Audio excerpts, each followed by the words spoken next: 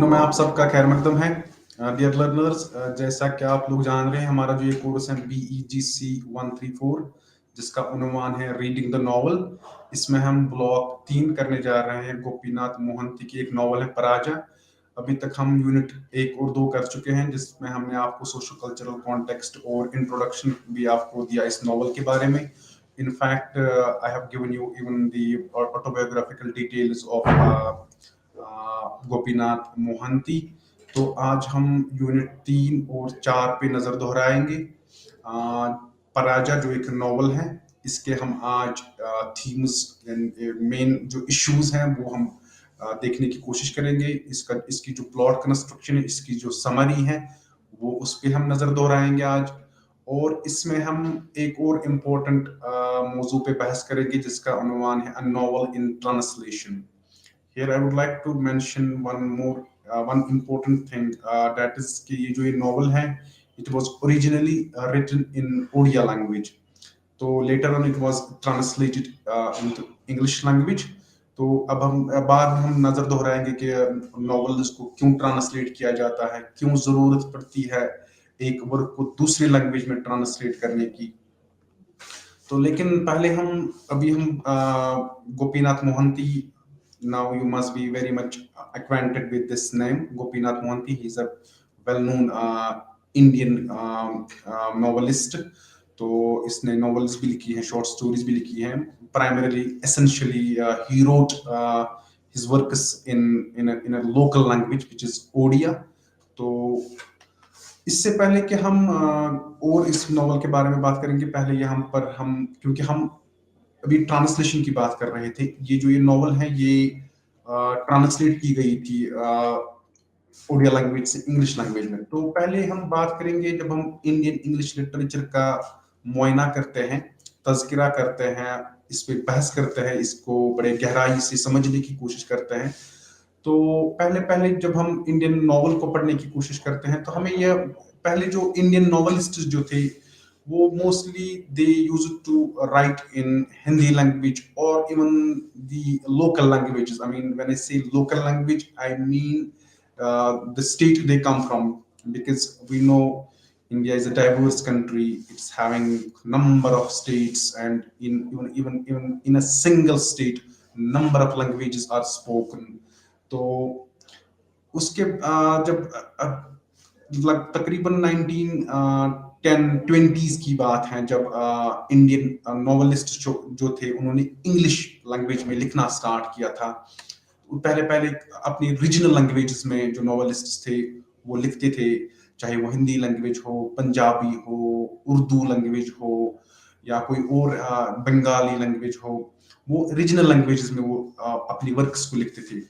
तो लेकिन उसके बाद अब इंग्लिश की जरूरत क्यों थी? क्योंकि अब एक्चुअली जो राइटर्स थे वो चाहते थे कि हमारी जो नॉवेल्स हैं, हमारी जो वर्क्स हैं, ये बाहर की दुनिया तक जाए। ये बाहर की जो दुनिया है, वहाँ के जो रीडर्स हैं, उनको पता लगना चाहिए कि इंडियन सब कॉन्टिनेंट में क्या हो रहा है, इंडियन सब कॉन्टिनेंट के राइटर्स कैसे लिख रहे हैं, या इवन यहाँ के जो लोग हैं वो कैसे लाइफ जी रहे हैं, उनका रहन सहन कैसा है। तो फिर जब हम इंडियन इंग्लिश नॉवल की बात करते हैं, मोस्टली क्रिटिक्स और of the opinion that they believe Indian English novel जो है, इसकी जो फाउंडेशन है वो 3 नॉवलिस्ट्स ने रखी है। इंडियन इंग्लिश नॉवल की बात कर रहे हैं हम, यानी कि नॉवल इंडिया की है, लेकिन लैंग्वेज की कौन सी है? अंग्रेजी जुबान में लिखना। तो कहा जाता है कि मुल्कराज आनंद, R.K. नारायण और राजा Rao, they are being called the trio or the pillars of Indian English novel. They are the ones who laid the foundation of Indian novel in English language. तो मुल्कराज आनंद, यानी कि अब आपने ये याद रखना है कि ये 3 नॉवलिस्ट्स ऐसे हैं जिन्होंने बुनियाद रखी थी हिंदुस्तानी नॉवल की किस लैंग्वेज में? अंग्रेजी लैंग्वेज में। हम आपको अभी बोल रहे थे, आपके साथ बात कर रहे थे कि इससे पहले भी नॉवेल्स लिखी गई थी।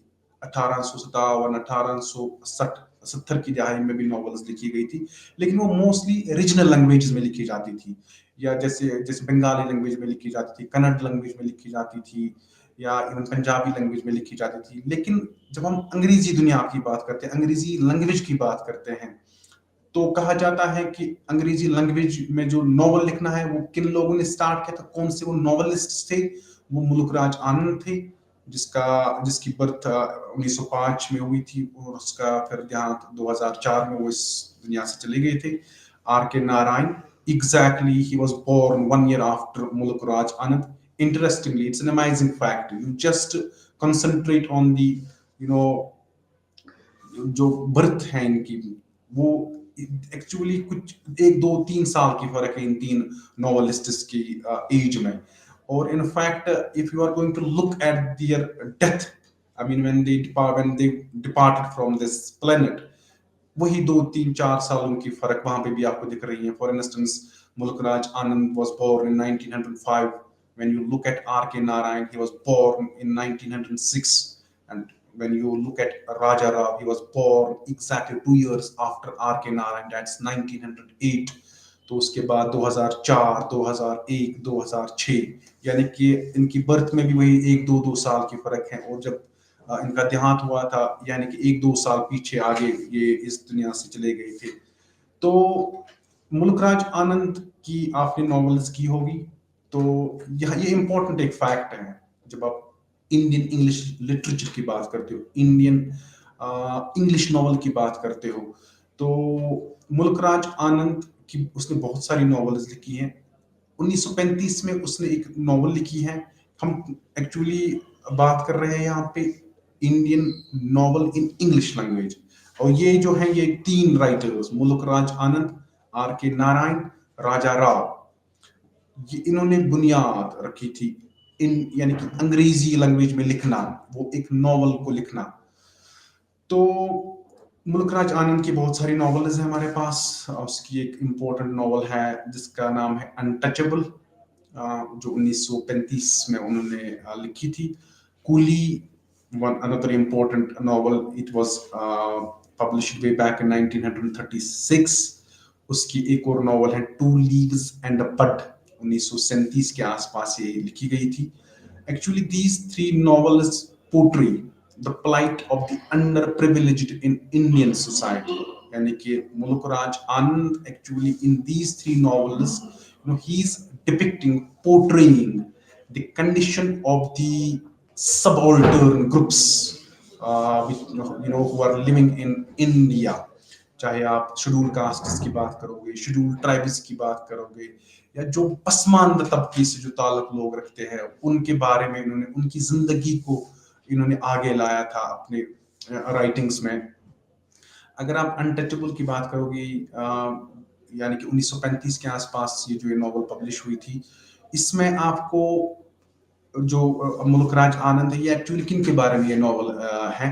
ये एक्चुअली शेड्यूल कास्ट्स के बारे में ये नॉवल है, ये दलित्स के बारे में ये नॉवल है। क्योंकि हम यहाँ जो मुल्कराज आनंद है, एक्चुअली वो under privileged sections of the society के बारे में लिख रहे हैं इन 3 नॉवेल्स में। इसके बाद भी उन्होंने बहुत सारी नॉवेल्स लिखी हैं, उनमें भी उन्होंने बहुत सारे इश्यूज डिस्कस किए हैं। जो सब ऑल्टर्न ग्रुप्स, जिन, यानी कि सबऑल्टर्न ग्रुप्स, जो एक तबका होता है, पसमानदा तबका होता है, कमजोर तबका होता है, जिनको लोग अच्छी नजर से नहीं देखते हैं, जिनको मेन स्ट्रीम कल्चर में अपनी वो जगह बनाने में नाकाम होते हैं, उनको मेन स्ट्रीम कल्चर में अडॉप्ट करने के लिए बहुत सारी कठिनाइयों का सामना करना पड़ता है। तो actually these things are not, I mean, happening in India. I mean, you could witness, observe it. It's happening in every nook and corner of the world. One group is targeting the other group. One section of the society is looking down upon, another group of the जो दूसरे तबके के लोग होते हैं, उनको फिर उस नजर से देखना। तो ये आप किसी भी सोसाइटी में देख सकते हो। चाहे आप अपनी सोसाइटी में नजर दोहराओगे, वहां पे एक casteism, it's a major, I mean, malady, which is prevalent in Asian continent, more prevalent in Asian continent, although it's prevalent in most parts of the world, but इसकी जो सिग्निफिकेंस है वो इंडियन सब कॉन्टिनेंट में ज्यादा है, Asian continent में ज्यादा है। कास्टिज्म के बारे में अगर बात करेंगे, तो जो अनटचेबल है, इसमें भी आपको कास्टिज्म के बारे में देखने को मिलता है। अनटचेबल जो दलित होते हैं, शेड्यूल कास्ट होते हैं, वो कैसे ये अपनी लाइफ को जी रहे हैं, उनको कैसी मुश्किलात आते हैं लाइफ को जीने के लिए, या वो उनको प्रॉब्लम्स वो हमारे सामने लाते हैं।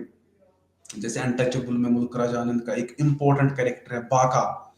तो बाका को एक दलित कम्युनिटी से आता है। उसके जब उसकी हम पिक्चर देखते हैं, मुल्क राज आनंद वैसे उसकी इमेज पोर्ट्रे करता है रियलिस्टिकली, यानी कि वो बाका के थ्रू हमें शेड्यूल कास्ट, जो ट्राइबल कम्युनिटीज जो लोग आते हैं, जो अ, पसमानदा तबके से जो लोग आते हैं, जो दलित कम्युनिटी से लोग बिलोंग करते हैं, उनको कौन कौन से मुश्किलात सोसाइटी में फेस करने पड़ते हैं। पहली उनको वो सोशल स्टेटस की प्रॉब्लम होती है, आइडेंटिटी क्राइसिस से वो गुजरते हैं। उनको लोग अपने सामने आने ही नहीं देते हैं, खाने की तो दूर की बात है, खाना उनके साथ, यानी कि जब आप यानी कि कास्टिज्म की बात करते हो, ब्राह्मणिज्म की बात करते हो, तो वहाँ पे जो अनटचेबल्स है उनको लोअर स्ट्रेटा में रखा जाता है। तो कहने का मतलब ये है कि ये नॉवेल्स है मुल्क राज आनंद अपने नॉवेल्स में मोस्टली एक्चुअली किन के बारे में लिखता है, जो downtrodden sections of the society है, जो subaltern groups of the society है, जो पसमानदा लोग हैं, उनकी आवाज बन के आए थे मुल्क राज आनंद। शेड्यूल कास्ट्स की जब हम बात करते हैं, जैसे बी आर अम्बेडकर थे, वो भी उनकी एक मसीहा थे दलित के लिए। वैसे ही Mulk Raj Anand through the form of writing ही had projected predicted, I mean, the conditions of the scheduled castes in his novels. खाली अब ये नहीं है कि जब हम मोस्टली उसने खाली इतना ही लिखा है मुल्क राज आनंद ने, नो, मुल्क राज आनंद had portrayed numerous issues in his novels. Even he had projected this clash between this dichotomy between Western civilization and Eastern civilization, the dichotomy between Western world and Indian world. तो वहाँ पे वो दिखाते हैं कि वो जो वेस्टर्न सिविलाइजेशन है, मोर particularly he is talking about the Britishers, when Britishers were ruling in India way back in 19th century, उनके बारे में वो लिख रहे हैं। या इवन इंडियन सब कॉन्टिनेंट में जो लोग रह रहे थे, वो कैसे उन्होंने एक रिबेलियन स्टार्ट की थी, एक रेजिस्टेंस स्टार्ट की थी ब्रिटिशर्स के खिलाफ। तो उन चीजों के बारे में भी आपको देखने को मिलता है जब आप मुल्क राज आनंद की नॉवेल्स पढ़ते हो। तो उसके बाद आर के नारायण, उसने भी बहुत सारे इश्यूज हाईलाइट किए हैं अपनी नॉवेल्स में। चाहे आप सोशल प्रॉब्लम्स को देखोगे, रोमांस को देखोगे, लव को देखोगे, उसने बहुत सारे इश्यूज को हाईलाइट किया अपने नॉवेल्स में। जैसे अभी अगर आप बात करोगे राजा राव या मुल्क, ये तीन जो राइटर्स हैं, इनमें एक इम्पोर्टेंट एक कॉमन एलिमेंट है। that element is called what we call the element of realism, the theme of realism।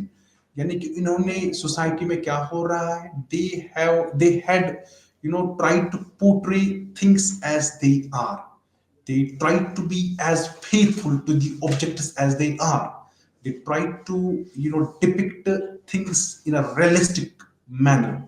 यानी कि उन्होंने हकीकत को बयान करने की कोशिश की, हकीकत में जो इंसिडेंट्स हो रहे हैं उनको बयान करने की कोशिश की, उनको हमारे सामने बुला रहे हैं। तो मुल्क राज आनंद की बहुत सारी नॉवेल्स हैं। उसकी जो इम्पोर्टेंट नॉवेल्स हैं, एक तो है स्वामी एंड फ्रेंड्स, 1935 में वो नॉवल लिखी गई थी। एक है the bachelor of arts, college related ये नॉवल है, कॉलेज रिलेटेड स्टूडेंट्स के लिए। The dark room. और फिर जब हम राजा राव की बात करते हैं, उसने भी उसकी भी नॉवेल्स हैं, जैसे the serpent and the rope. और उसकी एक इम्पोर्टेंट नॉवल है कांतपुरा। इसमें आपको कांतपुरा में आपको क्या देखने को मिलता है, जब आप when you read Kanthapura, you know in a in a detailed manner, when you read this novel extensively, when you use your brains in a critical manner, वहां पे आपको देखने को क्या मिलता है। वहां पे राजा राव इस नॉवल में कांतपुरा में दिखाते हैं कि जो इंडियन सब कॉन्टिनेंट में लोग रह रहे थे, उन्होंने कैसे आवाज अपनी बुलंद की थी ब्रिटिशर्स के खिलाफ, ब्रिटिश साम्राज्य के खिलाफ। इसमें इवन वो कैरेक्टर्स को भी क्रिएट करता है, how Gandhi led that resistance movement against the Britishers. तो if you want to know this, if you are interested in the history of this Indian struggle against the Britishers, and you want to read that history in a fictional manner, then read this novel Kantapura. It's a wonderful work, uh, जिसमें आपको बहुत सारे themes देखने को मिलेंगे। तो जब हम यहाँ पे मैं एक बात आपके साथ शेयर करना चाहता हूँ, गोपीनाथ मोहंती की जब हम बात करते हैं, इसकी जो नॉवल है पराजय, ये भी तकरीबन तकरीबन प्री इंडिपेंडेंस एरा में लिखी गई थी। ये 1945 के आसपास ये नॉवल लिखी गई थी। That means it was written before, prior to when India got independence from Britishers. तो जब हम पोस्ट इंडिपेंडेंस इंडियन फिक्शन की बात करते हैं, post-independence Indian English fiction retains the momentum that the novel had gained during the Gandhian age। यानी कि जब आप लिटरेचर का मुआयना करते हो तो जो प्री इंडिपेंडेंस एरा है, जो जब इंडिया को freedom, when India got freedom from British, that was way back इन 1947, उससे जो पहले का एरा है, उसको हम मोस्टली गांधीयन एज भी कहते हैं, गांधीयन एरा भी कहते हैं। अभी हम बात कर रहे थे कांतापुरा, इसमें भी आपको एक झलक मिलती है महात्मा गांधी की कुछ कैरेक्टर्स के through, how Gandhi led the resistance movement, how people were, greeting Gandhi as and when he was venturing out from his home, from his residence, or even from his offices, or whenever he used to visit any locality. People were, they were madly in love with Gandhi। तो वो भी आपके इस कांतापुरा में देखने को मिलता है। तो कहने का मतलब ये है कि अब जब आप लिटरेचर का मुआयना करते हो तो पोस्ट इंडिपेंडेंस एरा से जो भी नॉवेल्स लिखी गई थी 1947 से, उसको हम गांधीयन एज भी कहते हैं, novels of Gandhian age, novels of Gandhian era भी कहते हैं। फिर बात आती है रियलिज्म की, सोशल रियलिज्म की। जैसे मुल्क राज आनंद, अब मैंने अभी आपके सामने ये एक इशू डिस्कस किया कि मुल्क राज आनंद मोस्ट ऑफ द टाइम्स अपनी रियलिस्टिक टच देता है अपनी नॉवेल्स में। इवन आर के नारायण भी अपने नॉवेल्स में he used to depict things, realistically। तो उस रियलिस्टिक थीम को फिर जो उसके बाद नॉवेलिस्ट्स आए, चाहे आप पावनी भट्टाचार्य की बात करोगे, मनोहर मलगोनकर की बात करोगे, इवन खुशवंत सिंह, तो ये पोस्ट इंडिपेंडेंस एरा में इन्होंने लिखना स्टार्ट किया था। Mostly they got there works published after independence of India. तो भट्टाचार्य की बाबनी भट्टाचार्य ने बहुत सारी नॉवेल्स लिखी हैं। एक नॉवेल उसकी है सो मनी हंगर्स। जैसे so many hungers, Khushwant Singh की a train to Pakistan, Malgonkar's a pen in the Ganges. जब आप इन नॉवेल्स को पढ़ते हो, यहाँ पे आपको एक हॉरर सीन देखने को मिलता है। I mean, these novels are full of bloodshed, horrible incidents, because you all know when subcontinent got partitioned, there was bloodshed everywhere. People were getting killed in large numbers. There were economic crisis। तो उस horrible scenes को यानी कि portray करना, वो एक novelist की एक खूबी होती है। अगर आप पोस्ट पार्टीशन यानी कि पार्टीशन एरा को देखना चाहते हो, पार्टीशन में क्या हुआ था, पार्टीशन कैसे हुआ था, वो भी fictional manner but in a realistic tone, in a realistic manner. तो खुशवंत सिंह ट्रेन टू पाकिस्तान, इस पे मूवीज भी बनी थी, शायद गदर एक मूवी थी जिसमें सुनील देओल ने मेन इंपॉर्टेंट रोल अदा किया था। तो उसकी अब एक और मूवी हाल ही में उन्होंने बनाई थी, दूसरी मूवी गदर के जो उन्होंने मूवी बनाई थी पहले, आज से पहले बहुत सालों पहले एक मूवी आई थी गदर, उन्होंने वो रिक्रिएट की थी recently. That movie was even That movie was even telecasted in cinemas. तो बेंड इन द गेंजेस ये भी एक इम्पोर्टेंट नॉवल है पार्टीशन के रिलेटेड. सो मनी हंगर इसमें भी आपको पार्टीशन के रिलेटेड देखने को मिलता है. Bapsi Sidhwa is another important novelist post independence era. उसकी जो नॉवल्स है वहां पे भी आपको यही थीम्स पार्टीशन ब्लड शेड देखने को मिलता है. आइस कैंडी मैन वापसी सिद्धवा की बहुत अच्छी एक नॉवल है.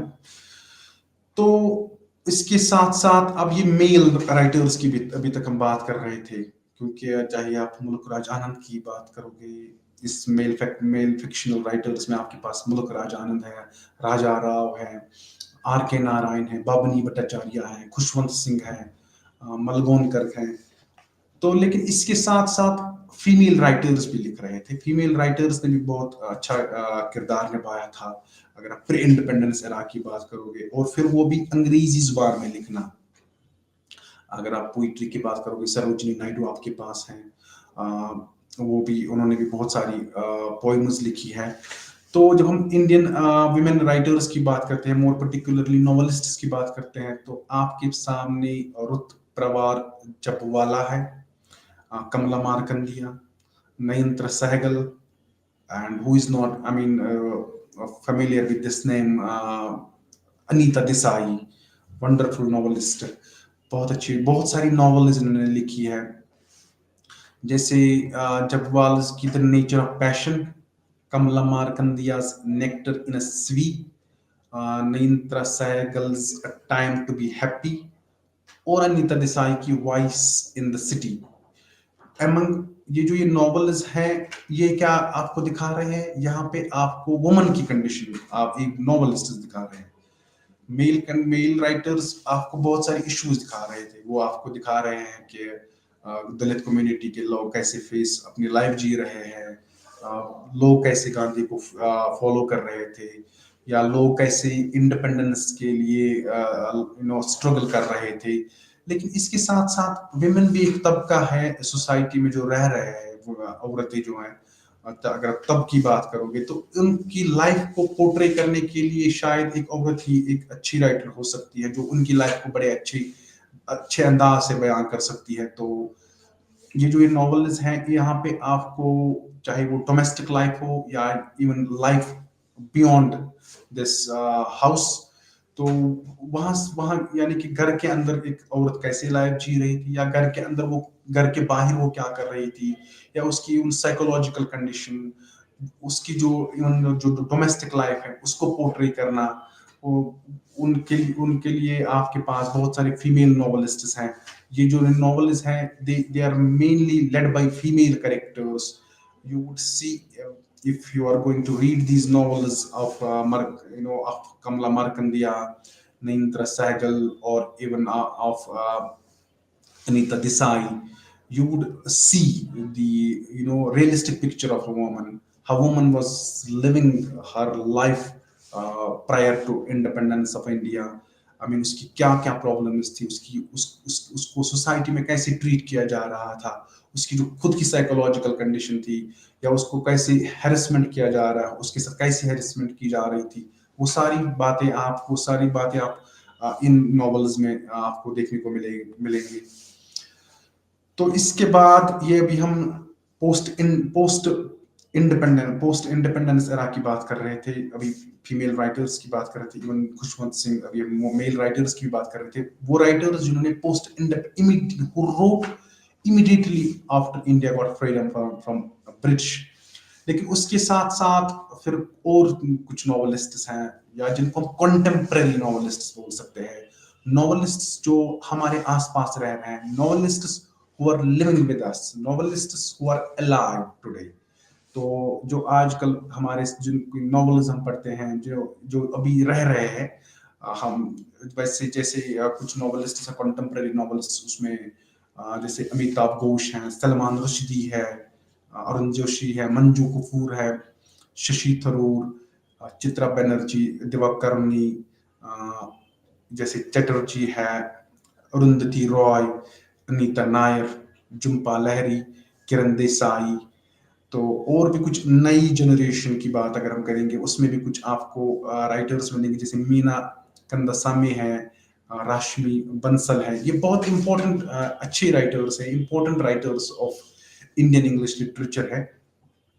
तो अगर आप इन राइटर्स कंटेम्प्रेरी इश्यूज को पढ़ना चाहते हो, कंटेम्प्रेरी इश्यूज आपकी, यानी कि कंटेम्प्रेरी जो इश्यूज हैं आज की जिंदगी में, क्या इश्यूज आ रहे हैं लोगों के साथ, कौन से इश्यूज आ रहे हैं, को लोग कैसे अपनी लाइफ को जी रहे हैं, लोग कैसी सोसाइटी में रह रहे हैं, उन इश्यूज को पढ़ने की, जैसे आजकल एक इम्पोर्टेंट इशू है, ये है कि वो people are facing this, they are going through this identity crisis, psychological crisis. तो जब आप सलमान रुश्दी की नॉवेल्स पढ़ोगे, अरुंधति रॉय की नॉवेल्स पढ़ोगे, तो वहाँ पे आपको बहुत सारे इश्यूज पढ़ने को मिलेंगे। Jhumpa Lahiri is another important writer of Indian English literature, although she is a diasporic writer. Jhumpa Lahiri के साथ साथ चित्रा बनर्जी, दिवाकरनी भी एक diasporic writer, diasporic fictional writer है। या even Kiran Desai, you can put in Kiran Desai into that list as well।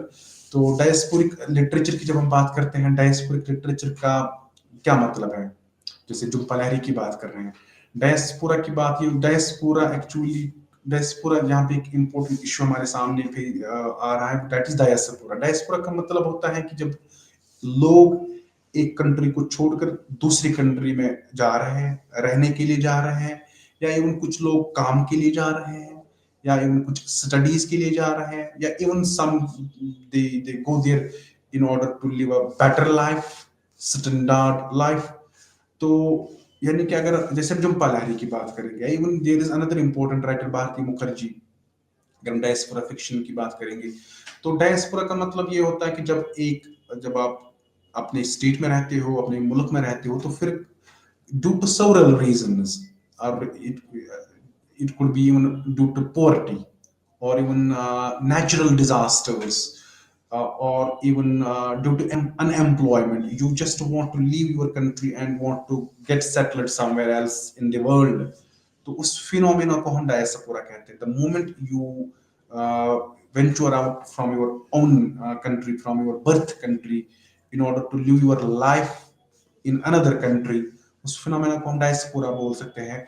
तो उसमें लेकिन ये है कि रीजंस बहुत बहुत सारे हो सकते हैं कि आप क्यों छोड़ रहे हो। जैसे अभी हम आपके साथ बात कर रहे थे, कोई भी रीजन हो सकता है। एक बंदा शायद गुर्बत की लाइफ जी रहा होगा, पोवर्टी की फेज से जा रहा होगा, अब वो पैसे कमाना चाहता है, उसको लगता है कि उसकी जो स्किल्स है वो किसी और जगह वो ट्राई करना चाहता है, फिर वो किसी दूसरे मुल्क में जाता है, फिर वहां पे वो employment, in the search of employment, फिर वो वहां जा रहा है, या कोई हायर एजुकेशन के लिए जाना चाहता है, कोई बाहर की दुनिया में पढ़ना चाहता है, उस फिनोमेना को भी हम डायस्पोरा कहते हैं। या even due to religious persecution, some people migrate from one country to another country।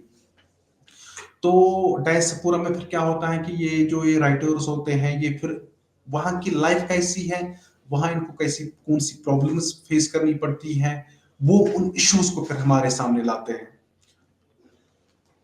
तो अब बात करेंगे पराजा की, क्योंकि ये अभी जो हमारे पास राइटर हैं गोपीनाथ मोहंती, ये एक्चुअली इसकी जो नॉवेल्स है, मैंने आपको at the very outset of this lecture I told you he used to write in Odia language. तो ये जो नॉवल है पराजा, इसको ओरिजिनली किस लैंग्वेज में लिखा गया है? ओडिया लैंग्वेज में। कब ये नॉवल लिखी गई थी? 1945 में। इस नॉवल को फिर ट्रांसलेट किया गया था इंग्लिश लैंग्वेज में बाय विक्रम के दास ने इन 1987। तो the writer in his acknowledgement writes that he is deeply indebted to doctor Vikram K Das जो है। ये जो नॉवल है इसको अंग्रेजी लैंग्वेज में ट्रांसलेट किसने किया था? डॉक्टर विक्रम के दास ने, जो एक प्रोफेसर रह चुके थे इंग्लिश लैंग्वेज के। वो सीमो रीजनल लैंग्वेज सेंटर सिंगापुर में ये प्रोफेसर का काम कर रहे थे।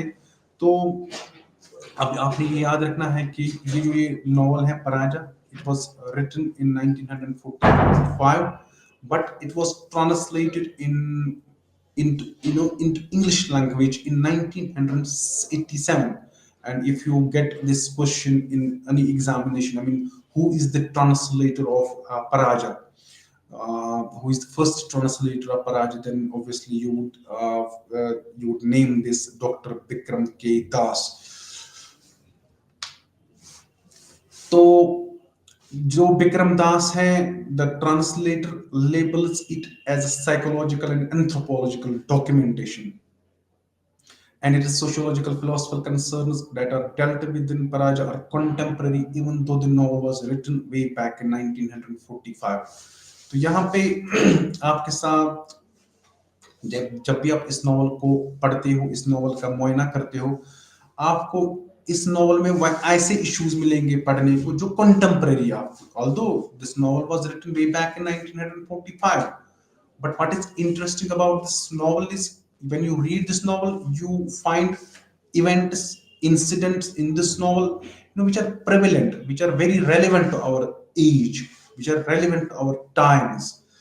Although it was written way back in 1945, आज से पहले 50, 60, 70 साल पहले ये नॉवल लिखी गई थी, उसके बावजूद भी जो इस नॉवल में इश्यूज टच कर रहे हैं गोपीनाथ मोहंती, वो इश्यूज आज भी आपको देखने को मिल रहे हैं। क्या वो इश्यूज हैं, वो अभी थोड़ी देर बाद बात करेंगे।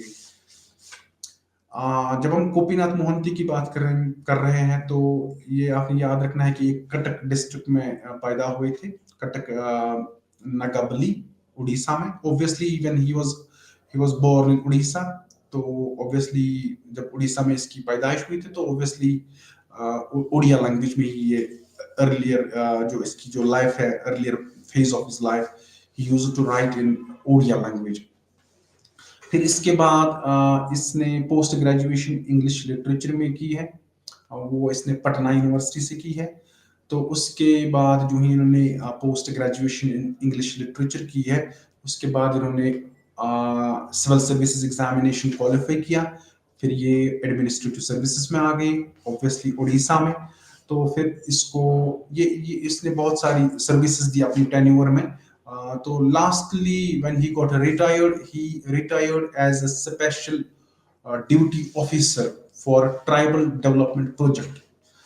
तो ये एक इम्पोर्टेंट इशू है, ये इम्पोर्टेंट एक फैक्ट है जो आपको याद रखना है कि लास्ट में जब ये रिटायर हो गए थे तो ये किस पोस्ट पे कौन सा काम कर रहे थे, ट्राइबल कम्युनिटीज के लिए काम कर रहे थे। ट्राइबल कम्युनिटीज जो डेवलपमेंटल अफेयर्स उनके लिए हो रहे थे, उनको ये देख रहे थे। तो अब आपने याद रखना है कि ये जो नॉवल है it's actually related to tribal people. Paraja जो है इसमें आपको जो ट्राइबल कम्युनिटी से लोग हैं, जो ट्राइबल कम्युनिटी से लोग ताल्लुक रखते हैं, वो कैसे अपनी लाइफ जी रहे हैं, उनके लाइफ में कौन सी प्रॉब्लम्स हैं, वो क्या कैसे सफर कर रहे हैं, उन इश्यूज को अपने नॉवल इस पराजा में वो लिख रहे हैं। तो साहित्य अकेडमी अवार्ड से भी इसको नवाजा गया था, ज्ञानपीठ अवार्ड भी इसको मिला था 1974 में, उसके साथ साथ पद्म भूषण 1981 में इसको मिला है। तो गोपीनाथ मोहंती जो है इसने मोर देन 20 नॉवेल्स लिखी हैं और इसने half a doesn't even dozens of stories लिखी हैं, बहुत सारी स्टोरीज भी इन्होंने लिखी है। तो नॉवेलिस्ट के साथ साथ या इवन शॉर्ट स्टोरी के राइटर के साथ साथ ये एक ट्रांसलेटर का भी काम करते थे। Translator you know someone when who translates a script from one language to another language. For instance अभी ये जो एक नॉवल है पराजा, ये किस लैंग्वेज में लिखी गई थी, ये उड़िया लैंग्वेज में लिखी गई थी ओरिजिनली। फिर इसको विक्रम दास ने ट्रांसलेट किया था इंग्लिश लैंग्वेज में। तो गोपीनाथ मोहंती भी ट्रांसलेटर का काम इन्होंने किया है। तो इसने बहुत सारी नॉवेल्स लिखी हैं, बहुत सारी नॉवेल्स को प्राइज भी मिला है, इसको अवार्ड्स भी मिले हैं इनको, जैसे चिल्ड्रन ऑफ इमोर्टलिटी इसकी एक इम्पोर्टेंट वर्क है, उसको भी अवार्ड मिला है। तो जब हम क्रिटिकल एनालिसिस, क्रिटिकल पर्सपेक्टिव से गोपीनाथ आनंद को देखते हैं, देन वी कुड सेफली से he is one of the most well-known novelists of Odia literature.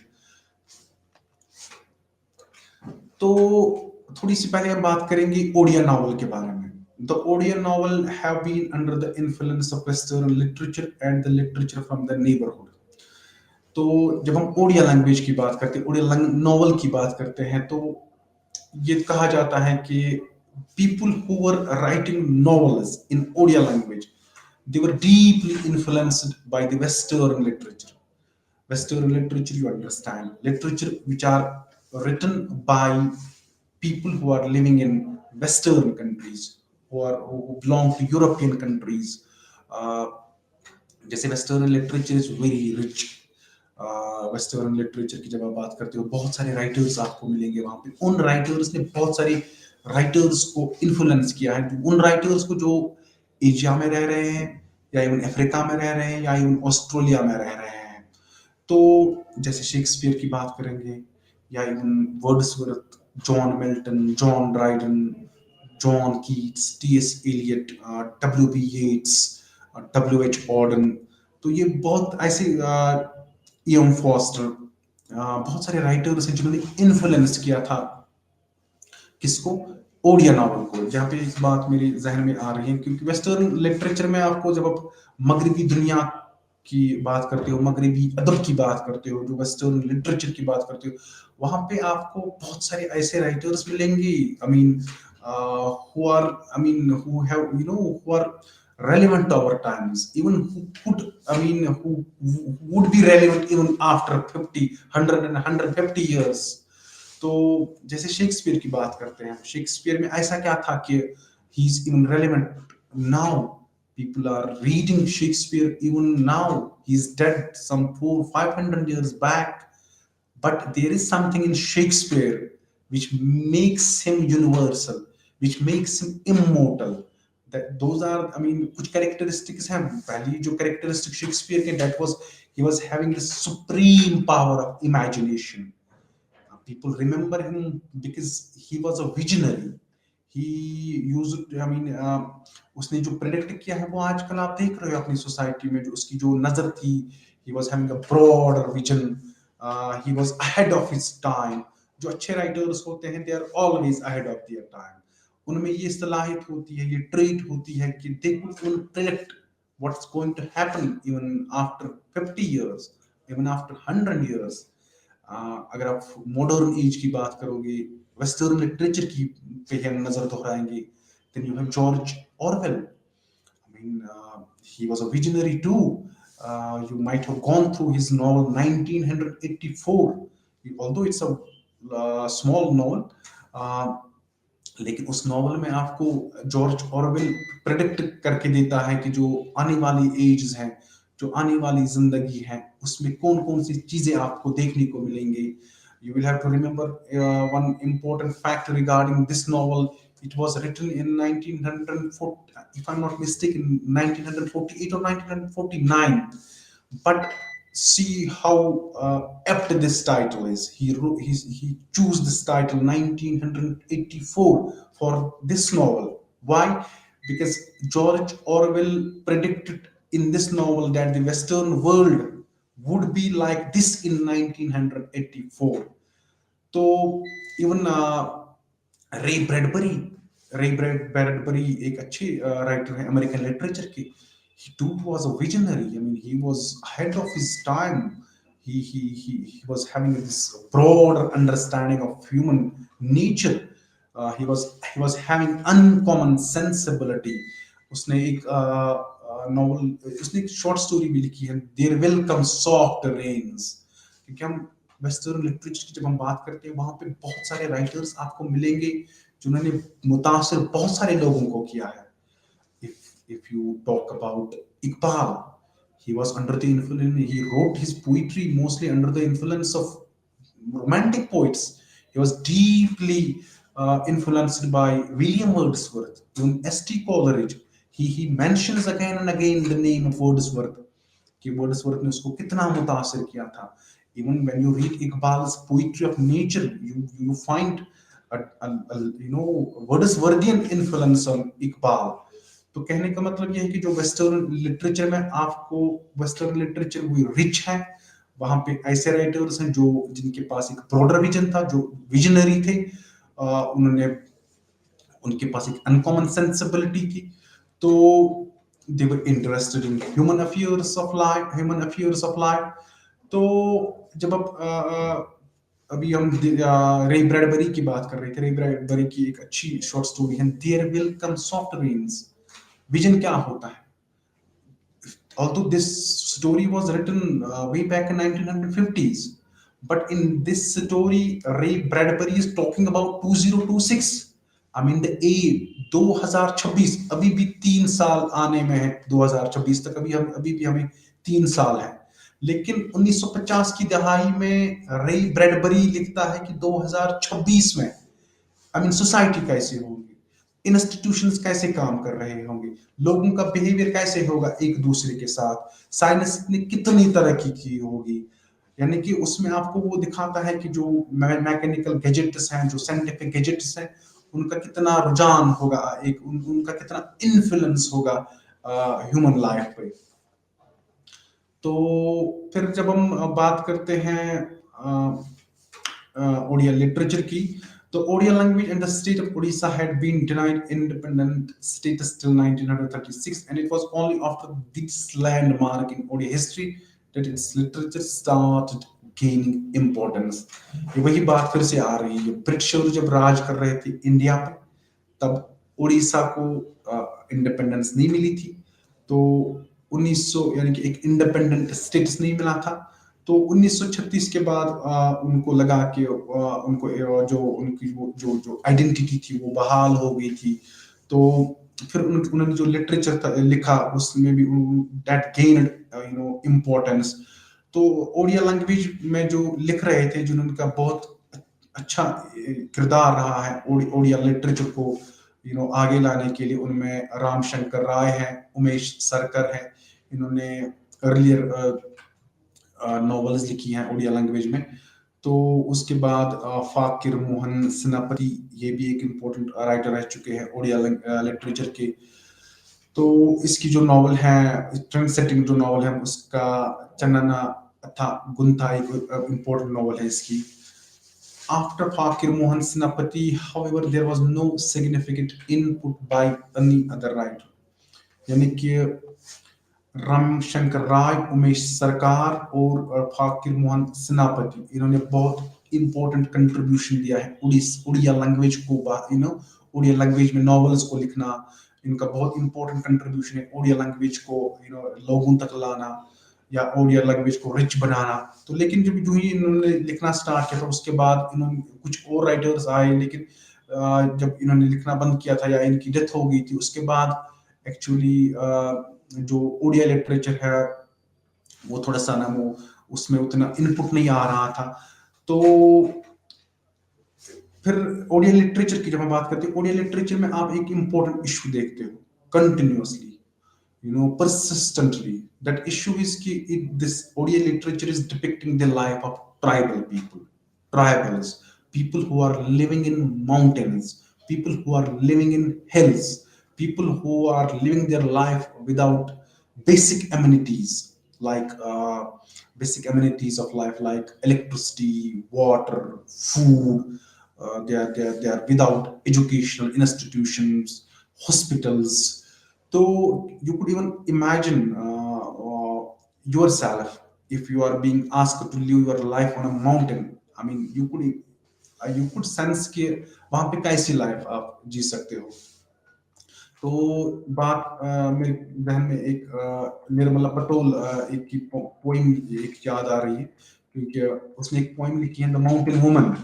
यहाँ से आपको समझ आएगा कि एक औरत जो माउंटेन पे जिंदगी गुजार रही है, खाली माउंटेन की बात नहीं है, एक औरत की बात नहीं है, ये एक्चुअली भी हमें दिखा रही है इस पोएम में कि जो माउंटेनस रीजन्स में जो लोग रहते हैं, जो ट्राइबल्स लोग, जो जो लोग ट्राइबल कम्युनिटी से बिलोंग करते हैं, उनको कौन कौन से इश्यूज लाइफ में फेस करने पड़ते हैं। जैसे द माउंटेन वुमन में वो लिख रही है, mountain woman a bundle of dried wood on her head, she comes down the hill, mountain woman will go straight to the bazaar and selling all her wood will quench the fire of the entire family's hunger। तो यहाँ पे एक जो life गुजार रही है एक औरत जो ट्राइबल कम्युनिटी से है, जो पहाड़ों पे जिंदगी गुजार रही है, वो कैसे अपनी लाइफ को जी रही है, वो कैसे अपनी जिंदगी को जी रही है, वो कैसे एक एक दिन गुजार रही है, कैसे अपनी लाइफ को गुजार रही है अपनी फैमिली के लिए, या अपनी फैमिली को वो कैसे अपनी फैमिली को वो कैसे, यानी कि बेसिक जो एमिनिटीज ऑफ लाइफ वो कैसे दे रही है। अब क्या करती है ये जो माउंटेन वुमन है, she goes to the forest, she you know वो वहां से फिर वो बंडल्स ऑफ ड्राई वुड लाती है, फिर वो सीधे अपने सिर पे रखती है, फिर वो बाजार जाती है बेचने के लिए, कोई खरीदार उसको मिले जो उसने वुड फॉरेस्ट से लाया है। एक्चुअली यहाँ पे एक इम्पोर्टेंट इश्यू की तरफ हमें पतोल धकेल रही है, वो ये है कि these people are poor, they are suffering through this abject poverty जिसको हम बोलते हैं, they are going through this phase of destitution, they are very poor। तो यानी कि poverty की तरफ, poverty had this poverty not their fate, there was no need for there was no need for this woman to you know collect the wood and then uh, sell this wood in a bazaar, and the money she gets from that wood, उससे फिर वो क्या करती है, अपनी family का गुजारा करती है। तो जब हम पराजा की बात करते हैं, क्योंकि पराजा भी एक इम्पोर्टेंट ट्राइबल कम्युनिटी के साथ ही ये नॉवल रिलेटेड है। Actually this novel deals with the life of the Parajas, a tribe that lives in the Koraput district of Odisha. अभी हम बात कर रहे थे पहले की जो नॉवलिस्ट्स हैं, चाहे अभी हमने इंडियन इंग्लिश लिटरेचर की बात की थी, जो इंडियन इंग्लिश लिटरेचर की जो नॉवलिस्ट्स हैं, इन्होंने मेनली रियलिस्टिक मैनर में अपने इश्यूज को हमारे सामने लाया है। जैसे पराजास, अगर if you have time and if you want to study this Paraja community, you will have to go to this Karaput district of Odisha। वहां पे आप पराजास को देखोगे, पराजास के साथ उनके सामने आप देख सकते हो कि वो उनकी कौन सी प्रॉब्लम्स हैं। जैसे इस नॉवल में आपको बहुत सारे इश्यूज देखने को मिलते हैं, आप खुद इमेजिन कर सकते हो, आप खुद ऑब्जर्व कर सकते हो कि सच में ये इश्यूज इनको फेस करने पड़ते हैं कि नहीं। तो the protagonist of the novel is Sakru Jani, a widower who has two sons, Mandiya and Tikra, and two daughters, Jilli and Pilli। ये जो नॉवल है, इसमें एक प्रोटैगनिस्ट होते हैं, उस प्रोटैगनिस्ट का नाम सुक्रू जानी है, जो एक विडोवर होते हैं। इसके दो बच्चे होते हैं, दो सन्स होते हैं, एक का नाम मंदिया है और दूसरे का नाम तिकरा है। इसकी दो डॉटर्स भी होती हैं, एक का नाम जिल्ली है, दूसरे का नाम बिल्ली है। Life is difficult for this simple man. आप अब यहाँ पे खाली एक्चुअली सुक्रू जाने की बात नहीं हो रही, ये ट्राइबल कम्युनिटी की बात हो रही है। ये ट्राइबल कम्युनिटी, आई मीन वो किस दौर से अपनी लाइफ जी रहे हैं, कितनी मुश्किलात उनको आ रहे हैं, वो आपको इस नॉवल में भी आपको देखने को मिलेंगे। या you will have to think like this कि सकरू जानी जो है एक ट्राइबल कम्युनिटी को रिप्रेजेंट करता है, उनके जो बच्चे हैं ये उनके ट्राइबल कम्युनिटी के बच्चों को रिप्रेजेंट करते हैं। Life is difficult for this simple man as he has to work hard to make ends meet। यानी कि as I said, tribal community में जो लोग हैं वो उनको बहुत सारे इश्यूज आते हैं। मेन इशू वो ये है कि देयर पुअर, बहुत पसमानदा तबके से ये ताल्लुक रखते हैं, बहुत मुश्किल ये अपनी जिंदगी गुजारते हैं। वैसे ही इशू सुक्रू जानी के साथ है। Despite all these hardships he is happy. यानी कि ऑथर हमें बोलता है कि जो इस नॉवल का मुताला करते हैं, जो भी इश्यूज, यानी कि जितनी भी मुश्किलात इसके लाइफ में है, despite those shortcomings, those sufferings, he is happy. he wants to live his life happy for his family, he wants to make his family happy, although he's having this meager salary, वो बहुत कम पैसे कमा रहे हैं, but his happiness is short lived and a train of misfortune befalls him and his family। अब ये जो ये अच्छे से जिंदगी गुजार रहा था, कम पैसों पे ये गुजारा कर रहा था, लेकिन उसके बावजूद भी ये खुश थे। लेकिन अब क्या हो गया है कि ये इसकी फैमिली पे एक ट्रेजेडी गुजर गई, मुसीबत आ गई। वो क्या था? Forest god takes his revenge on the family after Jili refuses his advance. यानी कि एक फॉरेस्ट गार्ड होता है, फॉरेस्ट गार्ड क्या क्यों होता है वहां पे? We know the people who are tribals, they are living on mountain, they are living in mountainous regions, they are living around hilly regions.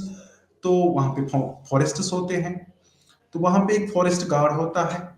ये कुछ हैरेसमेंट करने की कोशिश करता है। इसकी जो डॉटर है, सुक्रूजानी की जो डॉटर है, जिसका नाम है जिल्ली, लेकिन हैरेसमेंट के बावजूद यानी कि वो इनके जो फैमिली मेंबर्स ये बचाते हैं जिल्ली को। किसकी नजर से? जो ये फॉरेस्ट गार्ड होता है, ये इसको वो काम करने नहीं देते हैं जो वो काम करना चाहता था, जो वो जिल्ली के साथ करना चाहता है। The forest guard's hostility compels Sukrujani to take a loan, and in doing so, he becomes a Goti. यानी कि अब एक और इम्पोर्टेंट इश्यू है Gauti. This is bonded labour. जब जब हम यानी कि अब ये क्यों ये काम पे जा रहा था वहां पे। अब इसने देखा कि जो ये फॉरेस्ट गार्ड है, इसने इनकी जो एक बच्ची थी उससे छेड़ने की कोशिश की, उसको किडनैप करने की कोशिश की थी। तो अब ये चाह रहा था कि कुछ लोन ले लो मैं, तो लेकिन उस लोन को, क्योंकि पैसे इनके पास नहीं होते हैं, you will have to remember this point, इनके पास पैसे नहीं होते हैं। ये 1945 की बात है। ये आज इनकी लाइफ बहुत चेंज हो गई है। आज ट्राइबल कम्युनिटी में जो लोग हैं, आज बहुत सारी सहूलियात हैं उनके पास, बहुत सारी एवेन्यूज हैं उनके पास। गवर्नमेंट ने बहुत सारी स्कीम्स उनके लिए लाई है, एजुकेशनल इंस्टीट्यूशंस उनके लिए रिजर्वेशंस अलग है। जैसे एसटी हम बोलते हैं, शेड्यूल्ड ट्राइब्स, जो उनके लिए रिजर्वेशन एम्प्लॉयमेंट में भी अलग होती है, एजुकेशनल इंस्टीट्यूशंस में भी अलग होती है। तो या जहाँ पे वो रहते हैं, अब वहाँ पे अस्पताल भी बनते हैं, एजुकेशनल इंस्टीट्यूशंस भी होते हैं। नॉट ओनली दिस, इवन उनकी जो कम्युनिटी से जो लोग आते हैं उनको अब पॉलिटिकल रिजर्वेशन भी मिलती है। उनको वो मेंबर्स भी बनते हैं पार्लियामेंट और इवन असेंबली के मेंबर्स भी वो बनते हैं। तो अब ये सुक्रूजानी है, ये अपने लाइफ को गुजारने के लिए अब क्या करता है, गोती बनता है, एक बॉन्डेड लेबर का काम करने के लिए अब ये जाता है। अब वो काम क्या होता है, जो फेलिंग ट्रीज, जो वो दरख्त गिरते हैं उनको उठाने के लिए, लेकिन इलीगली कर रहा है। Gradually the money lender surfaces his land and both the sons become gotis for the farmer।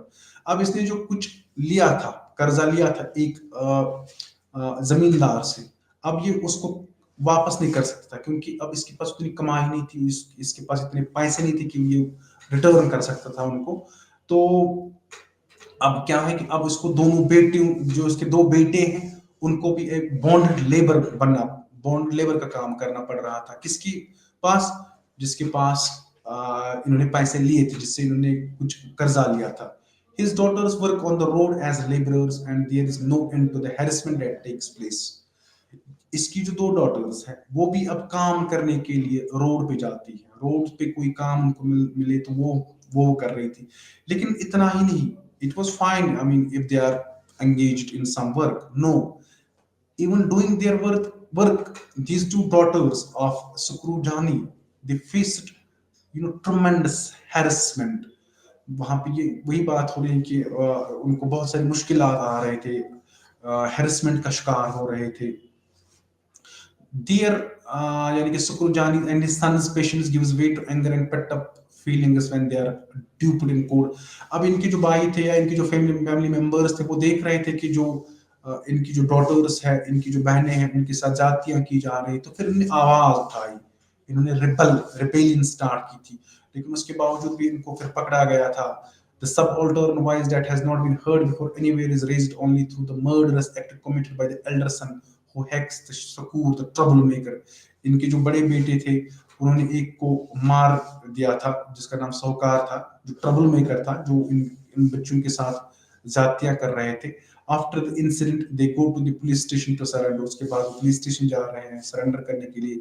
Thus it is an endless tale of woes and sufferings। यानी कि यहाँ पे हमें क्या देखने को मिल रहा है, ट्राइबल कम्युनिटी वो तो गुर्बत की लाइफ गुजार रहे हैं, लेकिन उसके साथ उस गुर्बत की वजह से उनको जमींदारों के पास जाना पड़ता है, वहां से उनको पैसे लेने पड़ते हैं, फिर उसके बाद उसके बरक्स उनको काम करने के लिए उन्हीं के पास वापस जाना पड़ता है, वो पैसे वापस करने के लिए।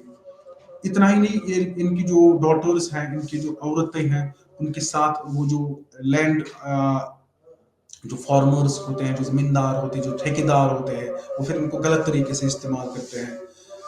The tribals of Saraspadar are forced to resort to violence due to their abject poverty, their loneliness and alienation, the loss of their lands, and the degradation of human relationships। तो ये ट्राइबल कम्युनिटी से ये फिर violence की तरफ आते हैं।